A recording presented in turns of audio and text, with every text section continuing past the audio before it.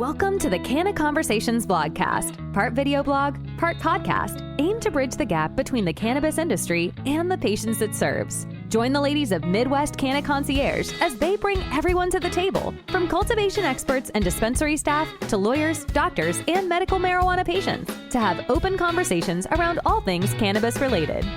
Go ahead. I was just going to say there's a lot of doctors. They don't teach that stuff in med school, you know, and Kelsey, you've had to go seek that information out, right? Mm-hmm. Yeah, I've been asked to present in a couple of different situations, you know, education to physicians. It's definitely something, you know, but you kind of have all edges of the spectrum because, you know, there are a lot of doctors out there that are convinced, you know, that the main hesitancy that I get from doctors is that they're not able to control the dose that a patient uses. And so they're very concerned. And in my opinion, as a pharmacist, I don't see that as a negative. I see that as a positive for patients because they are able to take more control over how they feel and what they use. And doctors are just so used to controlling, you know, writing a drug dose frequency, writing all that out on a prescription, that they're not comfortable with the fact that the patient can, you know, essentially dose and manage themselves. Manage their own treatment. Oh, right. Right. And then there are also doctors, like I've gotten into arguments with doctors over the fact that they think like, no, well, you know, it seems like the research shows that like a 3-to-1 THC to C or CBD to THC is the most appropriate dose. I'm like, no, everybody's different. Everybody the has person who wrote needs. That article. Yeah, everybody has different needs. Everybody has different benefits from different, you know, different things. I do think that in the future, you know, we all talk a lot about what we think is going to happen with this. I do think that there are going to be pharmaceutical grade, you know, combinations of these medications that are going to be dispensed in regular pharmacies. I would like to see it all be like dialed into exactly what the patient needs. Like, right. To an individualized basis. Right. Like pharmacies should be equipped with what they need to make the combinations. Right. What I do want to see, though, is not a stripped down just ratio of cannabinoids. I want to see, a whole plant product that has all of the other things in it so that you get all of that entourage effect. Right. Yeah. So. Yeah. I think that all is going to play into patient education, though.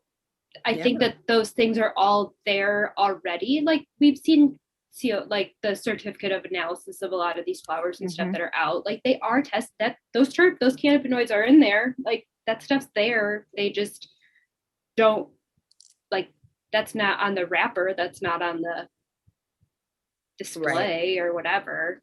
I would like to see more of them. I think that the focus is too high on THC and CBD right now, but I think that's just because that's what people know. Yeah. But I want to kind of tag back on what you were saying from about the doctors not having the control. Yeah. From a patient perspective, that is literally the reason, besides obviously enjoying it, but that is literally the reason that I made the switch to using cannabis as medicine from the traditional treatment plan, because they gave me a 30-day supply of these narcotics that were supposed to last me all 30 days. And that I would take one in the morning because I would wake up in all this pain from sleeping all night. And I would wake up, take this pill, and be useless the rest of the day because of this heavy dose that I just took. And by the end of the day, which I'm not supposed to take another one until the next morning, like the balance isn't there. Whereas with cannabis, I can pack one pipe in the morning, get through that painful stretch, but still be able to function, and like and just microdose throughout my day versus one pill that's supposed to last all day but knocks me out and makes me feel like a zombie. Right. Yeah, I'm totally with the consistent flow throughout the day. Yeah, like, why would I need to? And that's what blows my mind about the fact that so many employers are still so against this, because they're okay with their people taking these heavy doses of narcotics and then operating whatever they're doing or doing business as they should. But a plant? Yeah, it's kind of it's concerning. They're doing a lot of drug testing and stuff still up here too in Michigan. I'm talking to this guy right now who is like, he hasn't drank or done anything in like almost 10 years, I think he said, because of this job. And I'm like, no. Wow. Nope, not worth it. No. And sometimes it's like the employers will replace you in an instant. And the mentality so that much you're of our super job loyal. Yeah, like why are we giving up so much about ourselves that we want to be able to do with our lives to accommodate an employer who will literally replace you the next day? Yeah, like. And I hate to be like that, but it is true. Broken. I've seen it happen. This is why the three of us are where we're at. So let's talk about our first experience being high, if you remember it. Or if you don't remember your first experience getting high, the best high experience you've had. This is just for fun. This is not medical based. I remember mine. So I was in college and everybody said, your first time you won't get high. So don't worry about it, whatever. And I have asthma. And so I had been like in a car with my friends, and one of my biggest triggers for asthma is laughing. And so I was laughing a lot and I had to use my inhaler. So I used my inhaler and it opened up my lungs, and then we smoked and I got so high and I was not prepared for it. But I was fine. My friend freaked out really badly. And so I think because I had to calm her down, like I was fine. I didn't get paranoid or anything like that. But I just remember being like, even though I was really high, I was really okay with it. Like I was fine. So yeah, that was my first time. So now as a pharmacist, do you know to not tell people not to use their inhaler before they? I definitely warn people that are personal experience. I mean, technically, like before you take medicine into your lungs, you are supposed to use your inhaler to help open your airways so that you it absorb more. Yeah. But if your body's not used to it, it definitely can be. It can, it can be like taking too many edibles almost. You know what I mean? Yeah. Like, if you're not used to it, it can be pretty different. So I do remember too, the first time I took an edible and woke up the next day and was still high. And I was like, oh my God, what's wrong with me? Oh yeah, I'm still high. Yeah, that happened to my friend. She had never eaten an edible before, and we were hanging out, and she'd eaten a little bit of a brownie, and it totally she must have taken too many bites, and so she was still medicated or high when she woke up the following day. She said she felt like throughout the whole entire day she was woozy. I guess I've had that with an edible somewhat recently. I had edible, like I got these, they're called Chiba Chews from Colorado. Yeah, those are delicious. They are. And their one had CBN in it. And so I got some because they're like sleepy time or whatever. Yeah. And they work. They're great. And they taste like Tootsie Rolls. Yep. But I must have taken it later than I normally did or should. And in the morning I was kind of like, I'm still really tired. Yeah, it's an edible hangover. They're real. They are. Thing. I don't drink alcohol, but I'll tell you what, when I eat edibles, sometimes I'll eat a bunch of them. I really do wake up and I'm hungover from edibles. It's a better hangover. It's definitely more tolerable for sure. Yeah. Because, it's great napping material. That's all. Right. They also make for great like alcohol hangover cure. Like I would not take one while I was still drunk, but if I wake up hungover, I would absolutely take it. I don't drink anymore, but that's how I would get through through hangovers back in the day. Yeah. Yeah. It definitely helps. Just be sitting there with my vaporizer all day. I could not hang. Painful. Yeah. What about you, Danielle? What about your first experience? My first high experience was right before a friend's high school graduation party.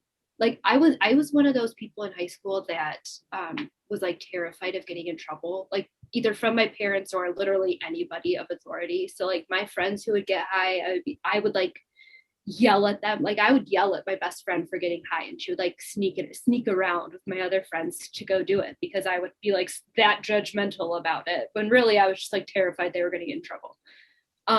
But I graduated early, so I was no longer I did not care about anything at high school level anymore. So before this girl's graduation party, my best friend Luke and I went to a park and got high, and I told him I didn't feel anything. And then I'm at this graduation party and I'm talking to the girl's mom. And I remember her talking to me, and I was like going like this because everything behind her was like blurring, and this weird, like, I don't know, like as I would move my head, everything kind of like blurred, and I'm like, wait a minute. And so I remember thinking, she probably thinks I'm so crazy right now, or she definitely knows I'm high, because I'm sitting here like shaking my head like all weird because it looks so good. It looks so cool behind her. It was a mess. My second experience, I was at a coffee house type thing, and they had this patio that they would have like live music playing, and behind it, so like it was an enclosed patio, but behind it was like a little hill that went up to a railroad track. And I saw this I was sitting, so my back was to the window, and I saw this red light up on the wall, and my friends like straight up had me convinced that there was a sniper behind us and that he was looking for somebody. And I like start climbing under this table, and I'm like, why are you guys not more concerned about this happening right now? And they're all laughing, and I'm like, this is stupid. This is not real. It was funny. I don't know if it was if it was my first time, but it was one of my first times. My friend Shelly and I were at a park, and we were teenagers, and we had a joint, and neither one of us really knew what we were doing, but we managed to smoke a little bit of it. Just a little bit, because I feel like not knowing what you're doing, you would just like do the whole thing. We did okay, but the truth comes out. Oh my gosh, we could not stop laughing. I remember that vividly because we were just walking, and down the sidewalks and stuff, and just it was such a free, carefree, just a moment that is, it's just irreplaceable. You can't even describe it. I love those kind of highs when you're like with friends and you can't stop laughing. Like when your cheeks hurt gets sore because you're laughing so hard. You flex your abs. That's a free ab workout. You wake up in the morning and you feel like you worked out. Yeah. Well, they're the best. See, you just got to know how to get there. Yeah, absolutely. All right. So, favorite way to medicate. Oh, I don't know what my eyebrows.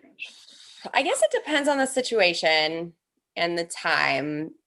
I will say my favorite overall products are topicals, just because I feel like they are fantastic. They work really well, and they just make me feel so good. The pain relief is so good that you almost feel a body high. But if we're talking about like just medicating for more fun, I prefer vapes. I prefer vaping oils, just because of I feel like it's less harsh, and I feel like it's more clear-headed personally. But I like flower too. Like there's definitely a good space for flower every now and again. So not a huge fan of edibles, just because they give me the munchies. So oh yeah, that's a big problem. That happens to me too.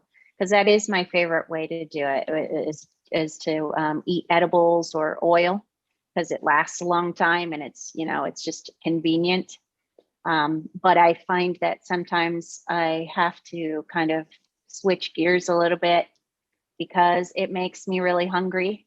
Mm-hmm. And I love snacks too much. So.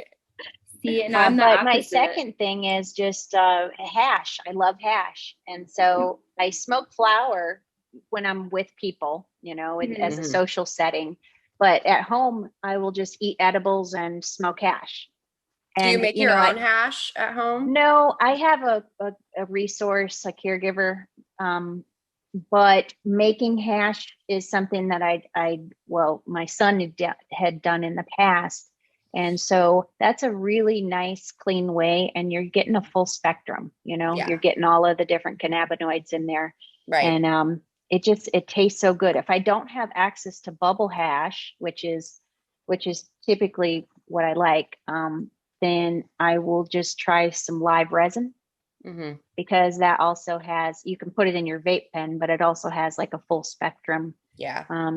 The next closest thing, but does hash have terpenes in it or no? Yeah. So, I love bubble hash too. And when I first got hired into the industry, because I had been working in the medical field, I, rarely used, but when I got hired into the industry, obviously, it's all okay all the time now. Yeah. And so, candy shop. We had a similar type of conversation where we talked about like our favorite way to medicate. And I was like, well, honestly, I don't have my card yet. So I haven't really done a lot of medicating. But I'm originally from California, and we had gone out there right as recreational dispensing had passed. So my husband and my dad went and waited in line for hours. Awesome. It seemed like for one of the few rec dispensaries that had their license out there. And there's this company that makes these bubble hash pre-rolls, and I giggled my face off. Like I laughed so hard. The company is called Stone Road. And they are great. They were so flavorful and delicious. I'm going to California. And I just giggled my face off. And I was like, that was one of my favorite high experiences too. Cause sometimes when you're medicating, you don't always have you don't even have a noticeable high. Sometimes it's just like a normal type of thing. And, so yeah, having a really fun high is definitely noticeable. Yeah, I need that right now. I could use that right now. I feel like I've just been medicating alone for so long. Like it's always the same. And honestly, I just now am getting to the bottom of my home grow from October. And so like now I'm like having to, like I just bought some Maui Wowie, which is delicious. And if I had consistent access to it, I would be able to get off my Adderall. But I, so I use my dryer vaporizer all the time, and which is not great because it dries out my sinuses, and which is a whole other issue. So ideally I would need to be like rotating between methods or like alternating methods. But back on the edible kick, I actually love the fact it makes me have the munchies. Like, with my eating issues, I struggle to eat enough on a regular basis. So knowing that I can take an edible and like inhale a greasy pizza is great, because that's like a rescue thing for me. It's like, oh, I'm not going to get too low. Like, let me just eat the kitchen. That's a good point. That for some people it is the best option. It is to try to eat it for people that like their appetite. Yep, for people that don't have appetites or that have digestive issues. Obviously you have to be cautious. Like for people with digestive issues, it certainly could go in the other direction. But from my personal experience, I've found that edibles help me digest food better. And like calm my everything in me that gets angry. It kind of alleviates all of that so that my food can digest like a normal person. So yeah, I think a lot of people that have celiac and Crohn's, IBS, any number of irritable bowel or inflammatory bowel diseases, I think that a lot of them do gravitate towards edibles, and I tend to recommend edibles as well, just because it's going to keep that, those anti-inflammatory components of the cannabis in the digestive tract for a little bit longer, at least, as it's kind of traveling through, and hopefully have a little bit more of a local effect as well. So, yeah. I don't know if that's actually substantiated. Like, I would love to see a study on it, but well, and so these are kind of like my goals of us, like hopefully bringing patients on and like talking about our own experiences. I think that, I mean, there's a crap ton of anecdotal evidence out there, and eventually we'll have medically and scientifically backed studies to show all of this. But I want to draw so much attention to the relief that people are getting and like their actual like personable experiences, and like putting a face to a name or a face to a story or whatever.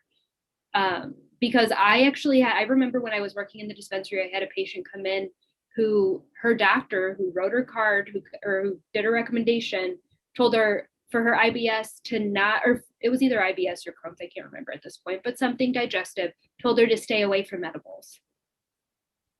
And I'm like, no. That's like completely right back opposite. to the education piece. Like, and that's my thing, is there's so many, with all the medical states that are popping up, that's going to be the hardest thing, is finding a doctor who actually takes the time to understand what they're telling patients and not just doing it to do it. That's what I got kind of lucky with the doctor that we're working with right now, is because she has information. Like she may be a patient herself, I'm not sure, but she certainly knows enough about it to be able to briefly give them, a little direction. And then, she doesn't have to do much, but just understand what it is and how it can help, and the different methods of ingestion, and what the differences are. Yeah. And give them a little bit of direction. Of course, everybody does have to figure it out on their own, because it's a plant and there's no, going back to the edibles, and it's easier sometimes to figure out your dose if you're using an edible. But the issue that some patients run across is that is availability. Like Danielle, you said earlier about you had some Maui Wowie, but if you could have that all the time, then you would be able to do, this. Feel comfortable off of Adderall. Yeah.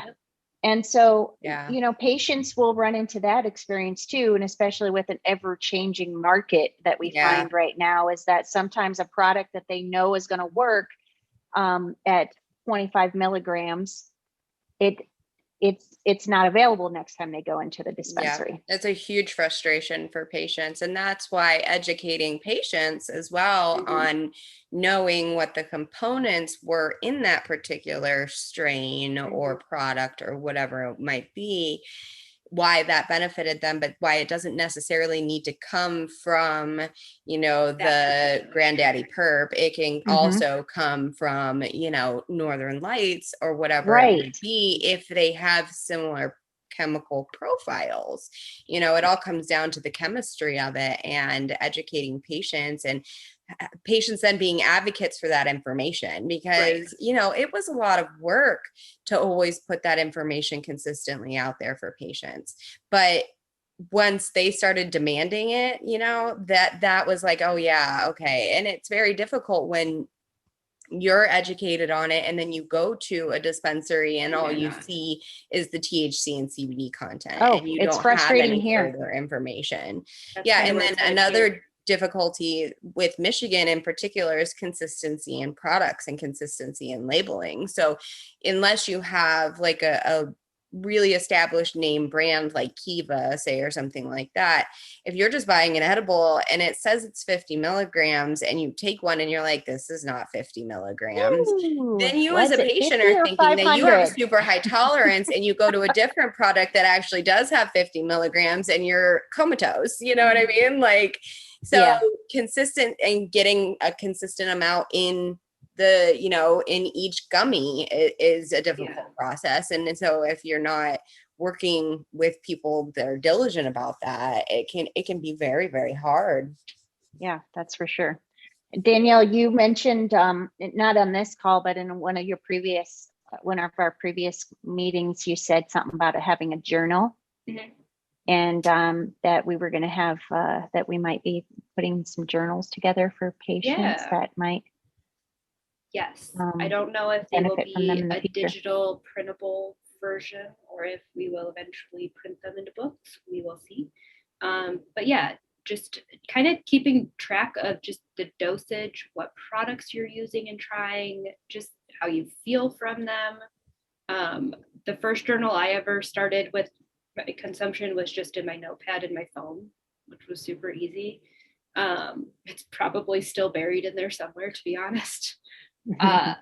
That's actually super embarrassing to admit. I don't clean those out ever. But yeah, I have a book from, they're called the Go Higher Journal. I love them. But yeah, she just has like, it's really cute. Yeah. The cover, and so is that like a guided journal? Kind of. They have like little activities and sayings and stuff, but it's mostly like it has brand, product, dispensary, cultivator, your method of consumption, whether you're alone, social, or in an intimate setting, if you're on any other medications, and then so you check in before and how your symptoms are before, and then you check in after. I like it. I like that a lot. Yeah. And then there's fun little activities. How fun. Yeah. Yeah, I like that a lot. I think that that's a huge resource for patients. I am personally never diligent enough to do that kind of stuff. But that's the hard part. I remember wishing that I had been, because you forget when you're high. And after you try so many products or like sample different things, you don't remember which one hit you how. Yeah, it's almost got to be from a fresh, like a blank slate, you know? Yeah. So that's why I always tell people new from day one, just write it down. Just do it the first time. Just to know. The other now I have a chalkboard that I use if I'm trying something new. I like chalk it up there just so I can, like, as I'm walking out the door, I'll be like, oh wait, I need to update that. Check it out. I also love your in your particular journal, or like the guided goals that you would have for patients, pairing their weekly activities, you know, with their medication. So that's something that I think people don't necessarily think about. But, you know, if you have a variable schedule and you're doing physical therapy one day or exercising one day, or, you know, you're going to be primarily seated for your job or whatever that might be, you know, keeping in mind where and how and what you're going to medicate with, how so you want to be feeling, what symptoms you should be alleviated. Like, I like to try to gauge, I mean, I kind of at this point have a good idea of what my body's going to feel like during each of my activities that I'm going to end up doing. And I assume that most people can, if you've lived with your condition long enough, you've started to realize what symptoms are going to flare up when.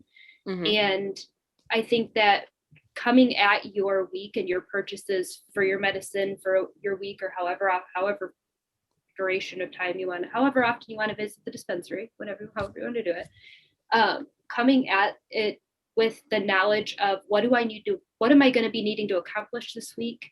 What do I want to feel like while I'm accomplishing all of this stuff?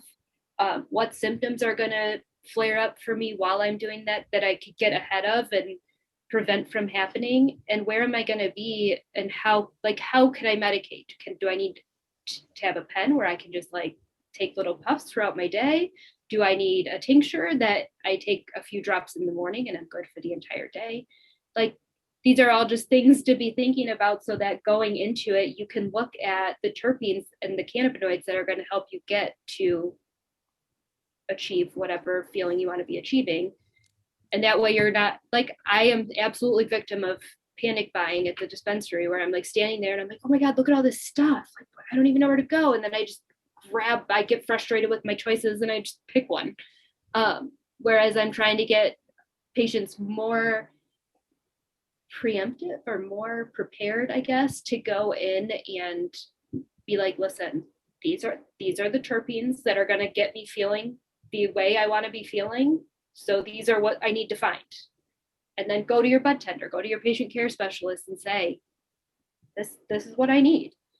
if you don't feel comfortable, on my journal page or my planning page, I have it laid out so that people can pick off of their dispensary menu. Like if they go to Weed Maps or their dispensary's website or wherever and try to look at their menu ahead of time. The problem with that is you don't always know how updated their menu is, or they don't always have the terpene information on there, which is a huge problem for my services right now, because I can't navigate. I don't know what's in these products, and without calling each individual dispensary and having them read me the labels, I don't know.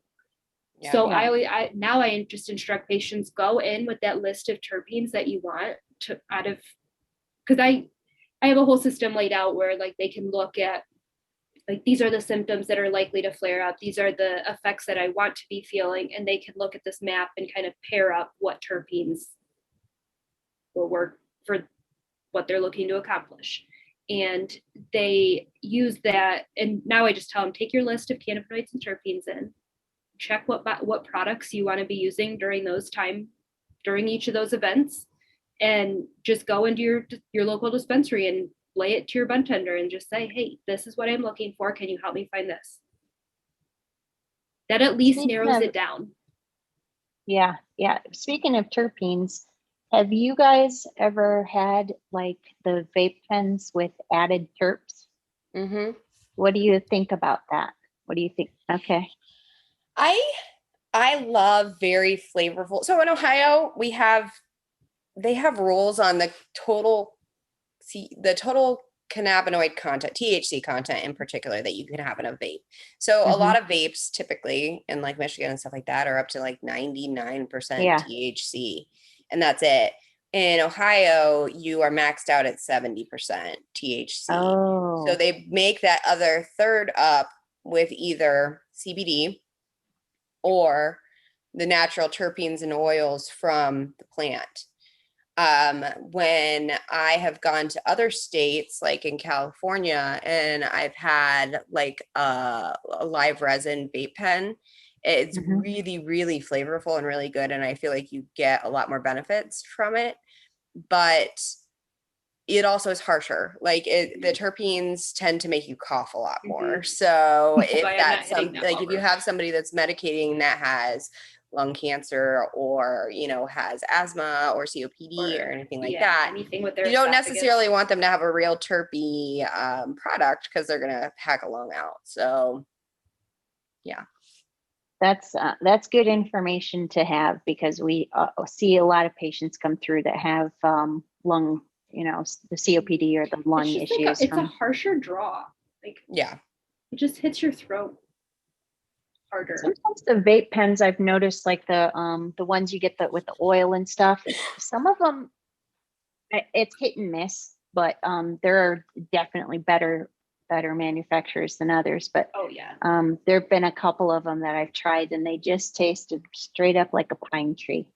Like you're just, it's just like you're eating a pine cone. Yes. Like you're eating a pine cone. I bet you were super alert though. You felt super clear-headed.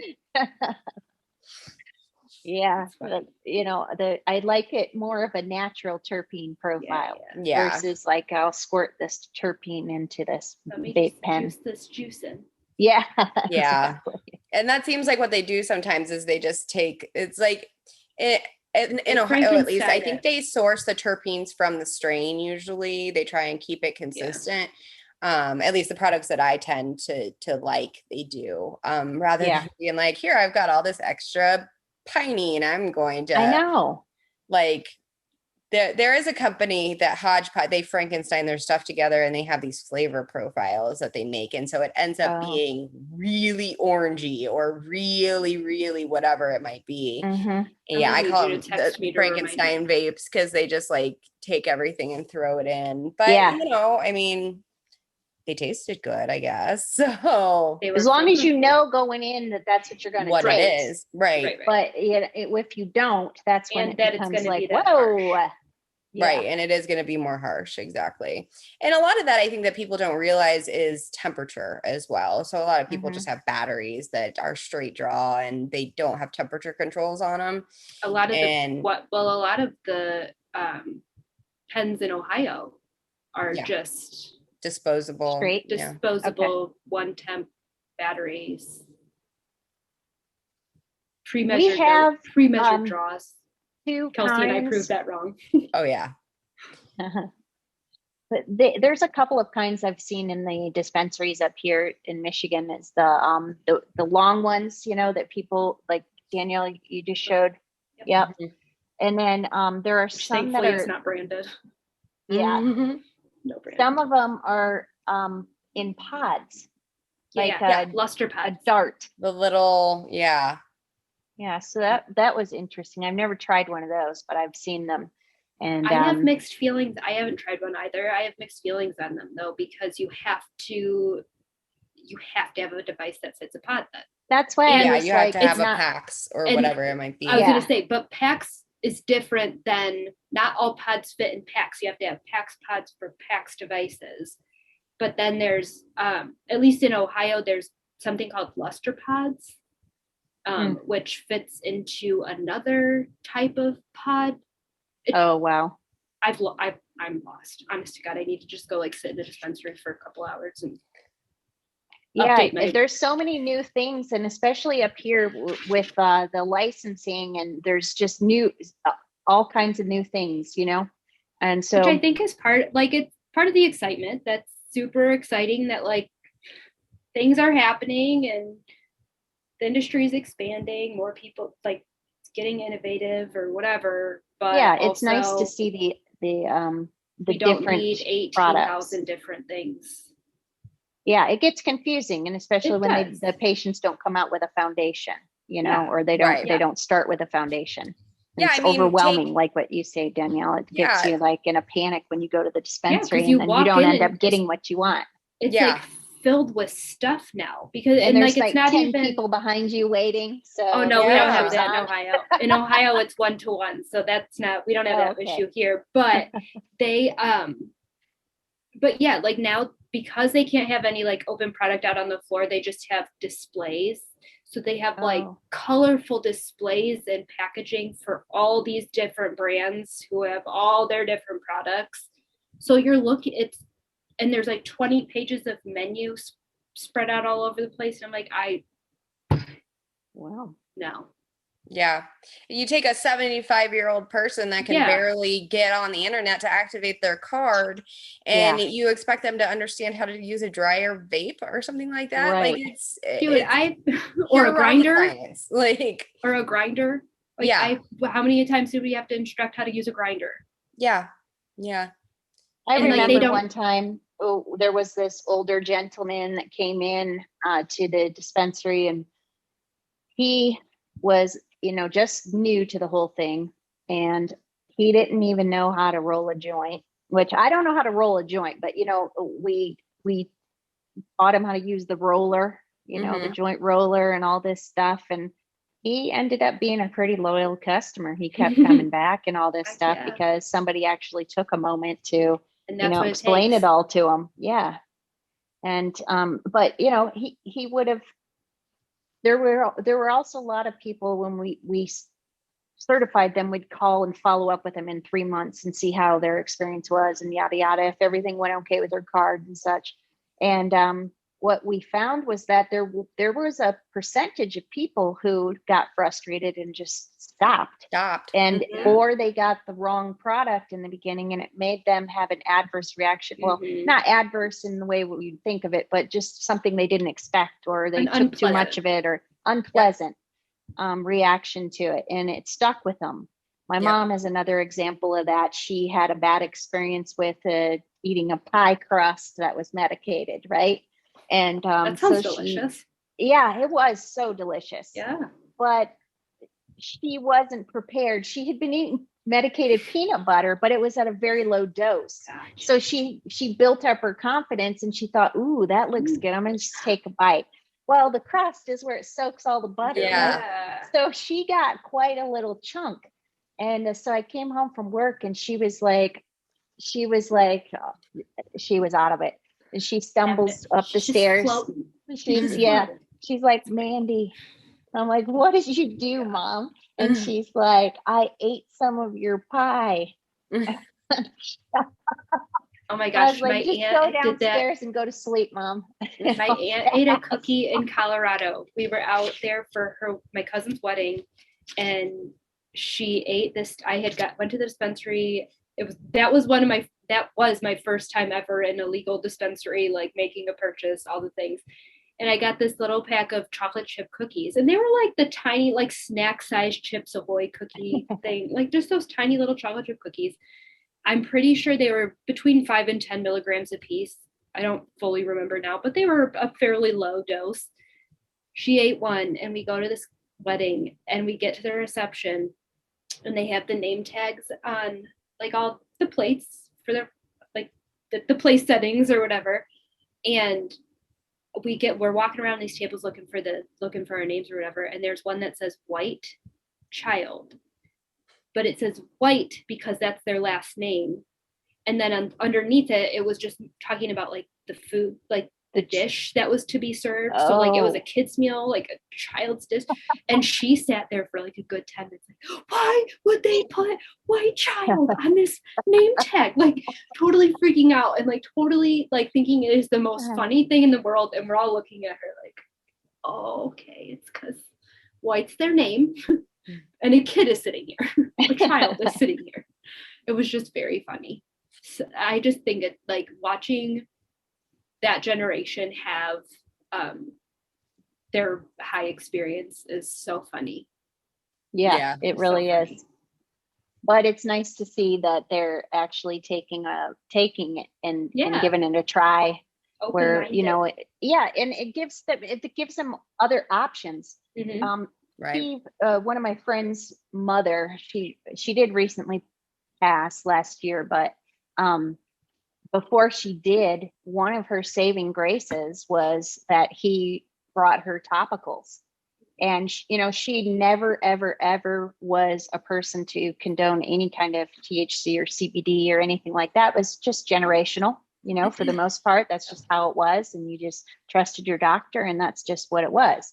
But she found such a great deal of relief at a certain point where he would just come, give her some topicals or something like that. But it was not only the CBD in there, but it had THC as well. So she got a little bit of both. But and it goes back to saying that there's a lot of seniors that are coming into the cannabis market now, and it's a shift for them. Mm-hmm. And providing as many resources as possible.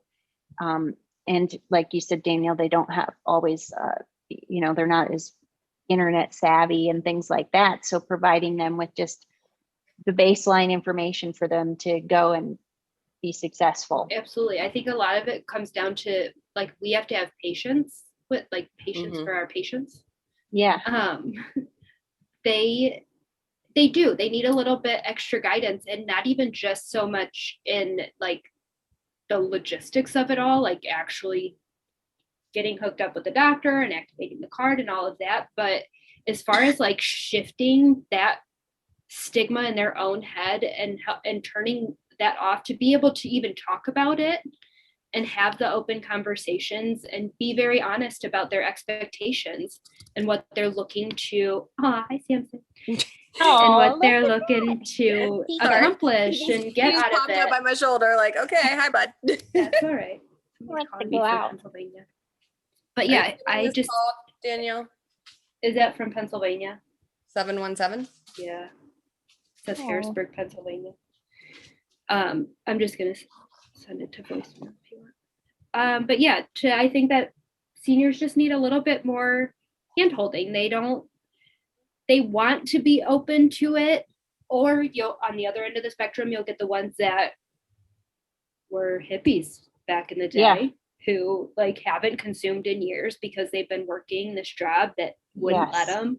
And then they want to get back into it, and they expect that the market has stayed the same, that the products they had back then are the same ones that they can get access to now. That's true. And that's not that's not the case. That's definitely not the case. But second, it's evolved so much from then. Like, be proud of that. I think that I have had a lot of seniors that are older people that are older adults that would come in and be like, well, back in my day, we just smoked it. And it's like, that's great. But in Ohio, that's against the law. So this is how we do it now. And I have to instruct them on a dryer vaporizer and this, that, or whatever. So they have to then adjust their own heads, their own mindset about and expectations about what their history was with it and what it is now. Yeah, So I can imagine that it's got to be, it's tough for them because the ability to vape, I think, is also, you don't get dry flower or something like that. Or is that what you guys just have to use the dry herb vaporizer and you can use the vape pens? They sell flower, but you're not allowed to smoke it. Okay. In Ohio. So do people get tickets and stuff or what? What happens if you do? They can take your card away. They can. This will be cut if this ever goes public, but nobody's watching. You're at home. Like, yeah, right. Okay. Who's gonna mind? So people still realistically, you can't vape. You can't even use your dryer vaporizer in the public anyway. You have to be on private property. Yeah. So, but like in the dispensary, if people were talking about smoking, we would have to correct them. Yeah, yeah. Like, no, you're vaping it. You're vaping it. Or if we wanted to be that, what we, I guess, we're instructed or taught to do, we would have had to refuse to sell and report them for breaking the rules. You know, it's interesting too, because here they don't allow a doctor or a medical professional on the staff at a dispensary. That's why. But in a lot of other places, like like Ohio, that's what it is. You know, you talk to a pharmacist, and that's just so different, so strange stores. Because they don't get a chance to even, I mean, oftentimes what I see out there is that they are just dumped out into the go talk to your bud tender, and that's not always the case up here anymore, is that they would have the information. There's not always a foundation for the bud tenders, and they may come from a place where they're not very knowledgeable about it.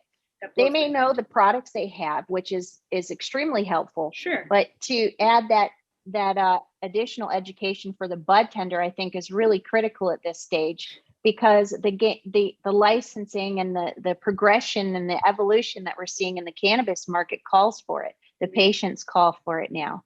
Yep. So that's another thing I think is really important, is to for the dispensary world, I guess, to just remember that that the patients need to have an educated person behind the counter. I think that's kind of why we're starting to see the push in college programs coming up with dispensary employee education, or a dispensary certificate, or however they word it now, both online and in person, offering these teachings, and specific schools opening up. Like we have the Cleveland School of Cannabis, and I know there's similar establishments elsewhere, but we're seeing that because it's not just, oh, here's this plant, here's all these products you can buy. That's one thing. If you could tell me about this specific product, that's great, that's huge. And that's something that lacks in Ohio, because unless the dispensary worker is also a patient who has also happened to try that specific product, they don't really know. They haven't tried it. There's no samples for dispensary staff. They don't know. They're just going off of what the packaging says. So there is a level of professionalism, I don't know, in the fact that they can speak to that specific product that they're selling. However, to not be able to instruct the patient or educate the patient on why that would be a beneficial product for them and what they have going on. Yeah, because it seems like patients are somewhat open in telling you what their medical issues are, or what the reason is they received the card. So if they're trying to sleep, if they're trying to get some back pain relief, or whatever it is that they're trying to do, I found that they're pretty open with that stuff. Yeah. So, the customer service perspective, gathering that information and being able to respond to it with something meaningful Right. That's the golden ticket right there. I think that the bud tenders tend to learn a lot from their patients, like hearing from patients what works. And unfortunately, if you always just have patients coming in for the highest THC content strain or whatever it is, you're not ever going to have any other conversations other than what's going to get me the most high. And oftentimes that even the highest, I would have patients come in all the time that would buy the highest THC content strain that we had, and they would complain that it wouldn't get them high. Well, it may have been a high pinene or high, limonene strain that is not going to make you feel that heavy-headed, myrcene, stony kind of more indica type of stoned feeling, So if you educate them on, okay, well, instead of doing that, why don't you get this myrcene dominant strain that's, 21 or 22%? It's going to save you some money because it's not the highest THC content strain. And it's going to make you feel the way you want to feel because of the terpenes they're in, not necessarily because you think it's bunk because, we say, it's 30% THC. Right. It is, and you don't feel high. Well, that's probably because of the other things that are in it, not just that THC content. So right, that's a great point, because there's some stuff out there that would be like 16% THC content, but they would totally do the job. I have had that. One of the purples, I don't remember, purple punch. Anything maybe. Purple is delicious. Oh, so favorite. Let's just get hands that down out of the way. Yeah, hands down my favorite. We had this one that was like only 13% or something like that. But it got Buckeye purple. Buckeye purple. It was seriously like rocked socks. Yeah. Like people were like, what is going on? Because you don't expect it. You hear 13, you're like, oh, okay, it's easy. I can take that. I was going to say, so many people looked right over it. Like they didn't even consider it. Yeah, it's but a sneak attack. Yep. Those are also some of my favorites though, when they like creep up on you. It's a creeper. Like, oh, I'm fine. Oh, no, not fine. Yeah, wait a minute. That's been a challenge up here too, because a lot of times people will go for the highest THC content, and it's not necessarily the best way to go. In Illinois, they charge you tax based on the THC percentage. Really? So, that's interesting. Yes, up to 35% on the recreational side. That's so if you have a THC content over a certain amount, I can't remember right. Out-of-state medical cards? It's so spotty. It's so spotty. I always just tell them no, but if they can use it as a recreational person. So you know what I'm saying? So they can still get their medicine. It's just going to cost them more, and of course it's going to be on the rec side too. But is Illinois like Michigan, where you don't pay tax if you're medical? It's they have just the state just tax or whatever, the regular tax. Base tax, and then they add adult use tax onto it based on the level of THC. That's just, I wonder how long expensive, that lasts. 35%. I wonder how long that will last though. I feel like somebody's going to call for that. Oregon is market like that. That's crazy. Yeah, the taxes are outrageous. It's just something I tell you though, that that the progress that they've made, or that how fast their program evolves in Illinois, is just out of control. They're just they've already distributed so much money for the social equity programs and some of the tax payouts that they give the communities for opting in or whatnot. They've done a great job with their program. And maybe the rest of the country will learn from them. I think they're a good model in some ways, I really do. I think some of the things that we are doing here in Michigan in regards to social equity programs, and we could learn a lot or take a lot from the Illinois model. Yeah, for sure. That's yet to be seen. We'll see how all of it pans out. Right now there are a lot of social equity programs, but the problem is that the people that qualify for the social equity programs may not necessarily have access to the investing or, the fundage to get it started. Most people. For instance, that's a big issue. That's most people that the affected population is not going to have access to the normal set of resources. So there isn't a lot of participation with the social equity, and that's what they're trying to remedy here. But like I say, Illinois has already demonstrated a positive outcome in that regard with their participation, and we could learn a lot from them. I think. Yeah, that's interesting. I'm gonna have to read up on that. I guess it's just articles. No, it's just articles that would come up, and I'd read it through there and stuff. And yeah, I mean, I guess I've seen headlines. I'm just not too familiar with the progress of it. Yeah, but it's exciting. Their recreational program just came out not too long ago. So January 1st of 2020. Yeah, so I was there January 4th of 2020. Yeah, well, I mean, it was shortly after Michigan's. Michigan's was what, December of 19? Yes.